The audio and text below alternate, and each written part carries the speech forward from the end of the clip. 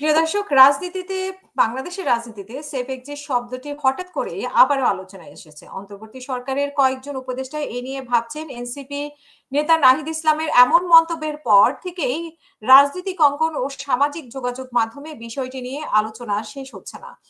তবে বিশ্লেষকরা মনে করছেন যে বাংলাদেশের ইতিহাসে এই ধারণা নতুন নয়। গত ৫৪ বছরে অন্তত ৩ বার বড় রাজনৈতিক পট পরিবর্তনের সময় সেফ এক্সিটের ঘটনা ঘটেছে। রাজনীতিতে সেফ এক্সিট বলতে সাধারণত এমন এক পরিস্থিতি বোঝানো হয় যখন কোনো ব্যক্তি বা গোষ্ঠী নানা অভিযোগ বা রাজনৈতিক চাপে পড়েও জবাবদিহির বাইরে থেকে নিরাপদে সরে যাওয়ার সুযোগ পান। দেশের জটিল রাজনৈতিক সংকট মেটাতে বা সংঘাত এড়াতে প্রভাবশালী পক্ষগুলোর মধ্যে এমন সমঝোতা হয়ে থাকে। রাজনৈতিক বিশ্লেষকরা আরো মনে করেন যে সেফ এক্সিটের সাধারণত ক্ষমতা সংক্রান্ত টানাপোড়েন ও সংঘাত এড়াতে দেওয়া হয়। এতে অভিযুক্ত ব্যক্তি যেমন নিরাপদে সরে যায়, তেমনি ক্ষমতাসীন বা নতুন শাসকরাও তাৎক্ষণিক অস্থিরতা থেকে মুক্তি পায়। রাজনৈতিক বিশ্লেষকরা আরো মনে করেন যে চলে গেলেও সে নিরাপদে থাকলো, আবার ঝামেলা মুক্ত থাকলো। ব্যাপারটা এরকম যে একজন দুর্বৃত্ত, একজন গণশত্রু পালালেও কিন্তু তাকে সাহায্য করা হলো পালাতে। যারা এই সাহায্য করলেন তারাও কিন্তু একই গোয়ালের গরু। বাংলাদেশে প্রথম সেফ এক্সিটের ঘটনা ঘটেছে ১৯৭৫ সালের ১৫ই আগস্টে বঙ্গবন্ধু শেখ মুজিবুর রহমান ও তার পরিবারের অধিকাংশ সদস্য হত্যার পর।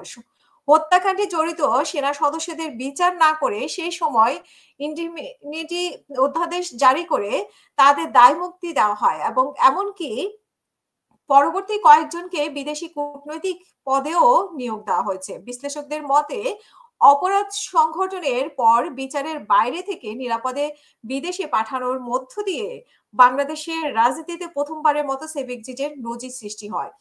২০০৭ সালে ১১ই জানুয়ারি ২০০৭ সালের ১১ই জানুয়ারি সেনা সমর্থিত তত্ত্বাবধায়ক সরকার ক্ষমতা নেয়।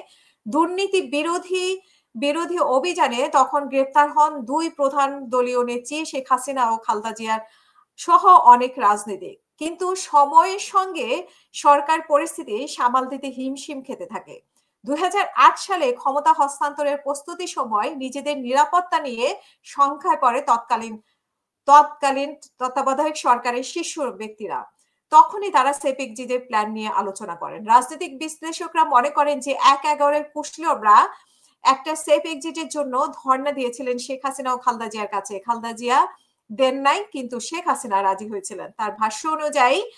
তাদের ভাষ্য অনুযায়ী সেনা কর্মকর্তা ও তত্ত্বাবধায়ক সরকারের সদস্যরা আওয়ামী লীগের নেতৃবৃন্দের সঙ্গে বৈঠকে বসে প্রস্তারের সিদ্ধান্ত নেন এবং সেই সময় নিউ ইয়র্কে থাকা সেনাপ্রধান মইনু আহমেদের টেলিফোনে বৈঠকে যুক্ত হন। অবশেষে ২০০৮ সালের নির্বাচনের পর ক্ষমতা নবনির্বাচিত সরকারের হাতে তুলে দেয় দেশ ত্যাগ করেন তত্ত্বাবধায়ক সরকারের প্রধান উপদেষ্টা ফখরুদ্দিন আহমেদ ও সেনাপ্রধান মইনু আহমেদ। বিশ্লেষকদের মতে এটি ছিল বাংলাদেশের ইতিহাসে দ্বিতীয় বড় সেফ এক্সিট এবং ২০২৪ গণহত্যার পর গণঅভ্যুত্থানের পর শেখ হাসিনার দেশ ত্যাগ বাংলাদেশের সাম্প্রতিক ইতিহাসে তৃতীয় সেফ এক্সিটের ঘটনা ঘটে ২০২৪ সালে ৫ই আগস্ট। সেদিন গণঅভ্যুত্থানের মুখে পতন ঘটে তৎকালীন আওয়ামী লীগ সরকারের এবং আন্দোলনকারীদের উপর গুলি চালানোর নির্দেশদাতা হিসেবে তৎকালীন প্রধানমন্ত্রী শেখ হাসিনার বিরুদ্ধে অভিযোগ উঠলেও তাকে দেশ ছেড়ে যাওয়ার সুযোগ দেওয়া হয়। রাজনৈতিক বিশ্লেষকদের মতে তিনি তো প্রাণে বাঁচলেন এবং এতে করে সেফ এক্সিট পেলেন, কারণ তিনি গোপনে পালান নাই। সেনাবাহিনীর তত্ত্বাবধানে সামরিক বাহিনীর বিমানে করে তাকে ভারতে পৌঁছানো দেওয়া হয়েছে। সো এটাকেও সেফ এক্সিট হিসেবে ধরা হচ্ছে।